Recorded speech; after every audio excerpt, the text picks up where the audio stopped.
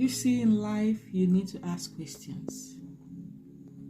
Because the progress on earth is built on secrets.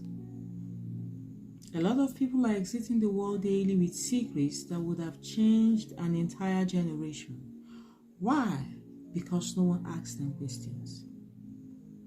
Women, I'm directing this to you personally. I still feel no one can best explain or tell you who your husband is other than your mother-in-law.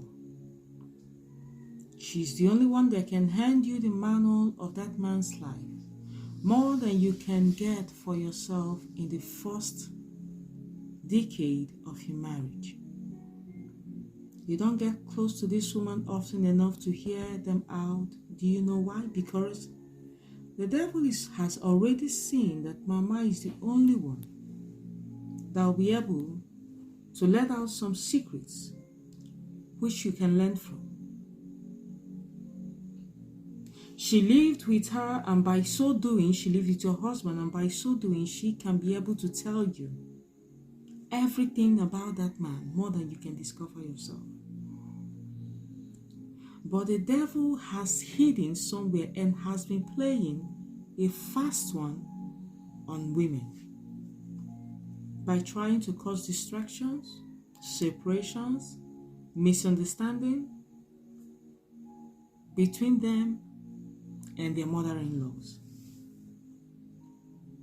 That is why also when you apply all your mother have taught you, all you saw in your home before you got married, sometimes when you apply it, I said sometimes, when you apply it in the place you are married to, it fails drastically because you are not marrying your in-law. You are not marrying your uncle, rather. Neither are you marrying your brother. You're marrying someone entirely in a different family, a different pattern, and what have you. It's like being in a university and of all places, being in this department. You don't go to another department to pick past question papers, although it is the same university. But you look out for people that have passed out from your department, people that did the same course with you. You look for people like that to pick up past question papers from.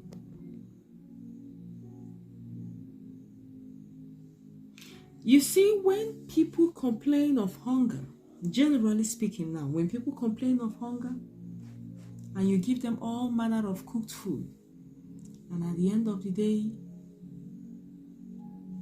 few hours later, you hear that they have stolen something somewhere and they are beating them up, and they call you, and you are like, is this not the same person that complained about food and I gave him or her all I had? How come he has stolen from another place, something else entirely? What you need to understand is that the problem of that man in the first place wasn't food. The problem of that fellow wasn't food. That is why they still went back to steal. Many marriages are like that today. A man may have a problem with you because you are too churchy, you pray too much, you don't have time for him and the rest of them.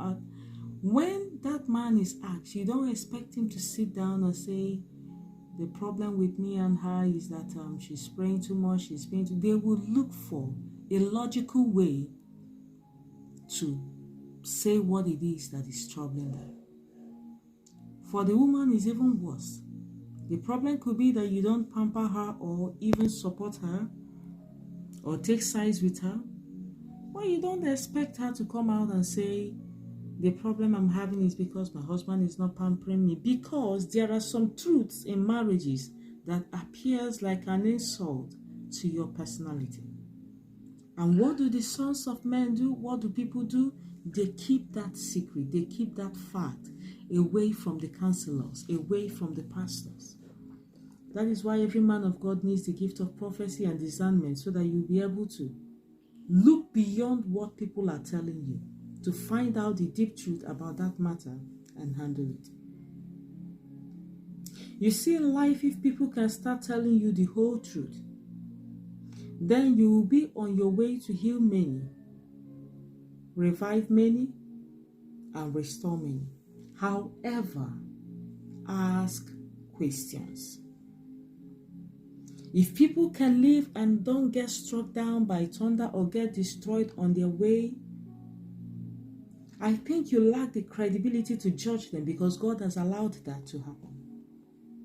If a man will leave his wife and get married to another woman and he doesn't die the night before the traditional marriage, he doesn't die on his sleep, he doesn't get struck, God didn't punish him in any way, rather he gets married to someone else and triumph and even scare, I think you lack the credibility to judge this person.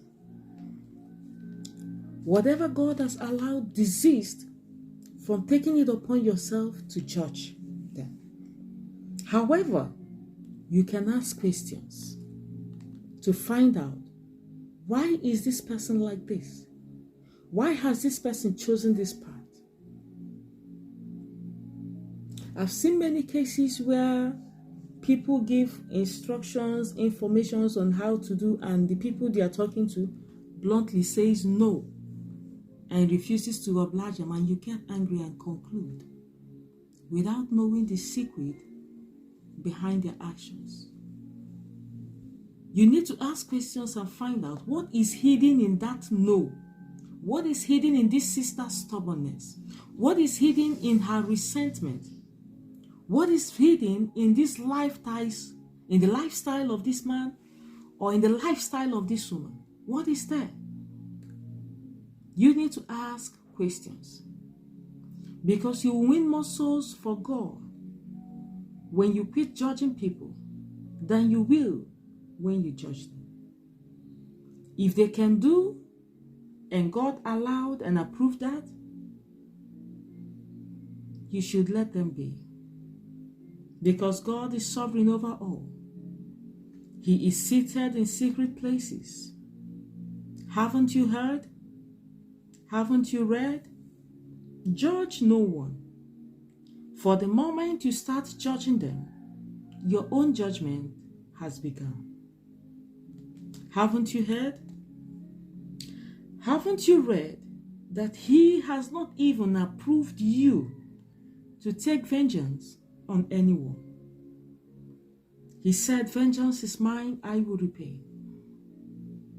Because there are ways you sit out to take vengeance and you end up even destroyed yourself. You are not permitted to judge. You are not permitted to condemn. Whatever God has allowed, whatever God has approved, you need to let that be.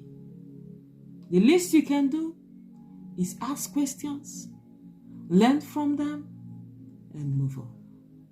Judge no man, but ask questions. I remain your friend and your sister, Norma in His place. Thank you and God bless you.